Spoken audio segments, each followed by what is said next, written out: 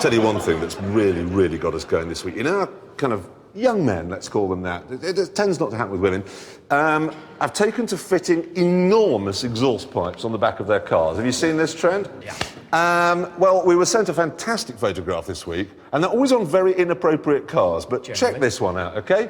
Citroen. Whoa! What's that? Now, at first we suspected that perhaps he had an organ on the back seat and he went around playing ecclesiastical music of some sort. But no, I don't think so. I think it'll be the Black-Eyed Peas coming out of the doors, and those really are exhausts. How is that 9 on there? 9 exhaust pipes. And we were thinking, no one will ever be able to top that. And then somebody sent us this photograph. What is it? If you were following that, you would think, am I behind Sellafield? Yeah, I'd get out of the way. A military brass band. Who'd like to see the car it's attached to? Yes. Yep. It's a 1.6-litre Toyota MR2. Now, that was kind of heading the list. And then yesterday, from, I think it's America, check this one out. Look at that! One day, somebody is going to drive up that thing and they'll get a big surprise. What's up, Beard? Subaru Impreza. Uh-oh. There's always one, isn't there? Every single week we come down here and there's a fleet of Subarus. Do you want to know where it came? Yeah, go on. What are 15th most reliable car. So not as good as the Outback. You don't, but why? Is it not reliable? No, I keep mucking it up. You keep mucking it up. I'm part of your group of, I've messed up my car with a stupidly big exhaust as well. Oh, really? How big are we talking? 4 inches. Do girls come running up to you? Not with that beard, actually. Silly question. Sorry, what have you got? Passat. A Volkswagen Passat. Well, oh, yeah, exactly. What a man. Where does it come? 78. 78th, yeah. 78th most reliable cars. And actually, while we're on the subject of this German business, there's a chap over here I was talking to earlier, OK? You've got a Mercedes. Mercedes, OK? Now, they are a byword for durability. Where's yours? Well, it's gone to have its MOT today, but unfortunately I did a pair-up this morning and it broke down on the way to Tony Purslow in Guildford. So it broke down on the way to the dealer. This is not the first time. Mercedes, do you want to know where the best Mercedes came? The highest place Mercedes was? 57th. And if you look at the bottom 10 or 11 places, OK, the bottom 10 or 11, that's where you normally find the Alphas and the Renaults and the Citroens. You find the M-Class, the A-Class, and the C-Class. The BMW M3 CSL. You drove it. It is a fantastic car. Sub-Zero. Sub-Zero. What do we think? Anyone else? Sub-Zero. Sub-Zero. All of them totally wrong. How can it be cool if you have to explain, that's my carbon roof? That is not cool. That is going to be bought by the sort of man who lies awake at night thinking of his gear shift aggression strategy for the drive to work the next day. This is not just uncool like an M3, that is...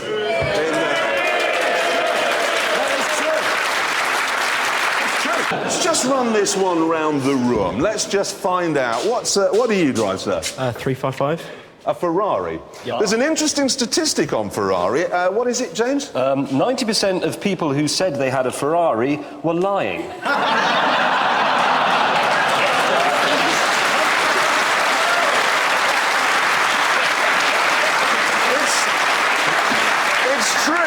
It's true. People were actually filling in the form, and then we checked everything, or the company that did it, checked everything with the DVLA. 90% hadn't got a Ferrari. And you think, why did you do that? What did you think some really beautiful girl was going to... Ooh, there's a bloke here with a Ferrari, I'll ring you. It's a computer! You got... Golf Mark 4.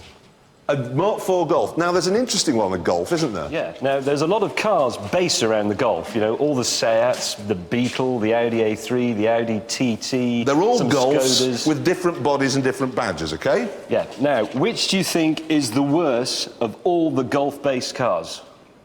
Skoda. It's the Golf, you're right.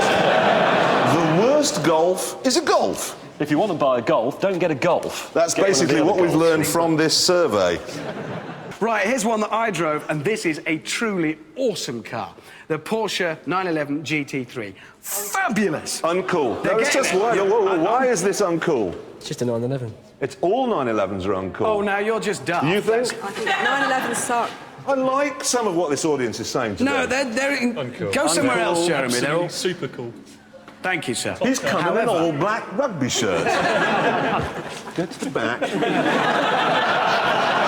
What do you think, girls? Seriously cool.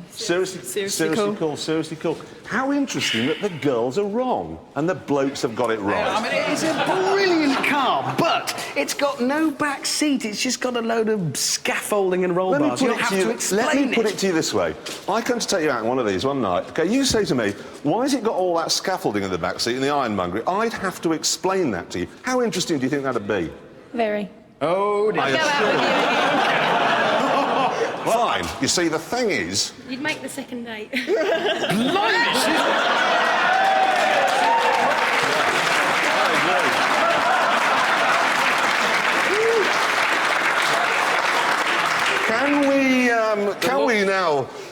we move on? When I started in this business writing about cars, I was earning about 40 quid a week. OK, I borrowed one of these, took it into a petrol station to fill it up, £147.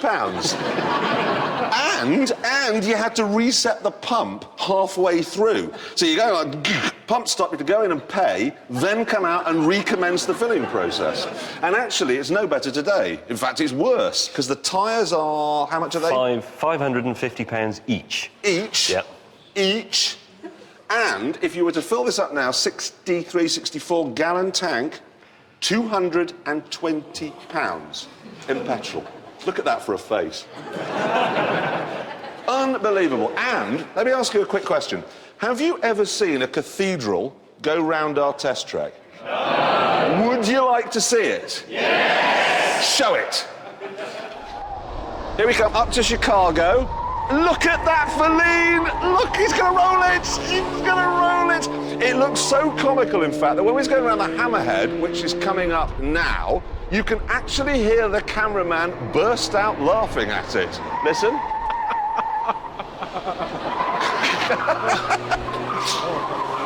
And now you're probably dying to know what its lap time was. Sorry, it ran out of petrol.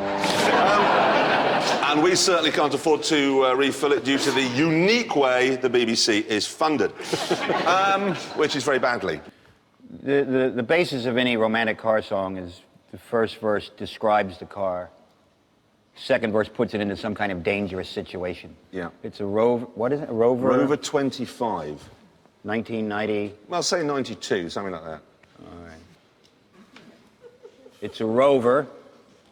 Yeah. It's a Rover.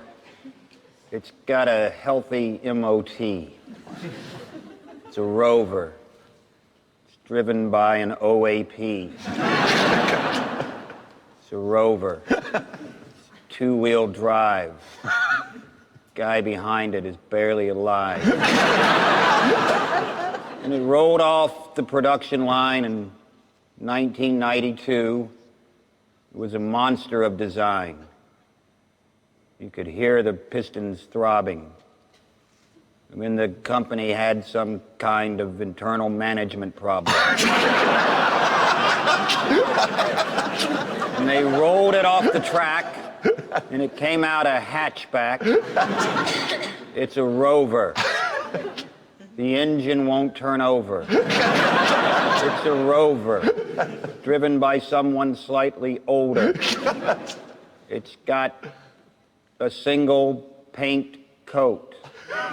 It's been towed so many times it thinks it's a boat. There was an... I know, I'm sorry. Oh, God.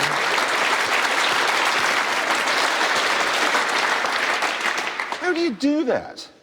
It's just all country song. That was a country song, by the way, in my head. No, but it had all the relevant bits about Rovers are driven by people a little older perhaps than anyone else you've ever seen.